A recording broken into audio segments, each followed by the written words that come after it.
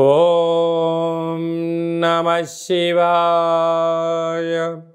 ఓం నమో నారాయణాయ. కర్మ నివారణ నరదృష్టి నివారణ కాళభైరవాయ నమో నమః. సంచిత కర్మ ప్రారబ్ధ కర్మ ఆగమిక కర్మ నివారణాయ నమో నమః. ఓం శుక్ర అరిష్టేతు సంప్రాప్తే శుక్ర పూజాంచకారయేత్. శుక్రధ్యానం ప్రవక్ష్యామి కళత్రత దోషపీడోప ఉపశాంతయే.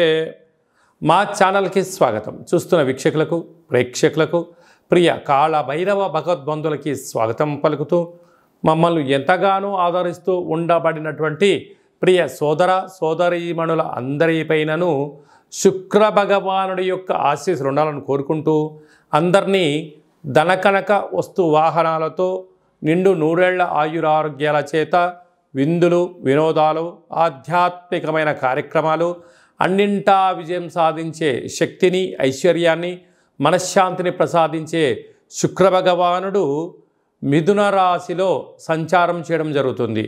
13/6/2024 నుండి 6/7/2024 వరకు మిథున రాశిలో సంచారం చేయనప్పుడు అందరికీ ప్రశాంతమైన వాతావరణాన్ని కలిగించాలని కోరుకుంటూ ఐశ్వర్యాన్ని ప్రసాదించాలని కోరుకుంటూ నమస్కారం చేద్దాం.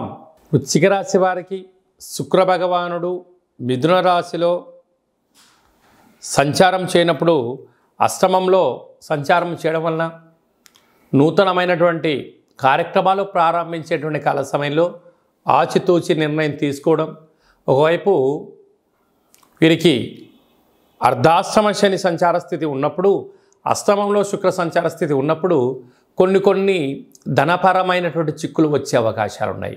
స్థిరాస్తులు చరాస్తులు ఎవరైనా పనిచేస్తే నేనున్నాను అని చెప్పి మీరు మధ్యవర్తిత్వ కార్యక్రమాలు చేయడం, అదే కాకుండా కొన్ని కార్యక్రమాల్లో కొందరు మిమ్మల్ని పని కట్టుకొని వాళ్ళ అవసరం కోసము మిమ్మల్ని ముందు పెట్టడం, మీరు గొప్పలకెళ్ళి నేనున్నాను అనడం, తెలివిగా వాళ్ళు అక్కడ డబ్బులు కట్టకుండా తప్పించుకోవడం, అది మీ మీద పడడం, దీనివల్ల మనశ్శాంతిని కోల్పోయే పరిస్థితి భవిష్యత్తులో అధికంగా ఉంది.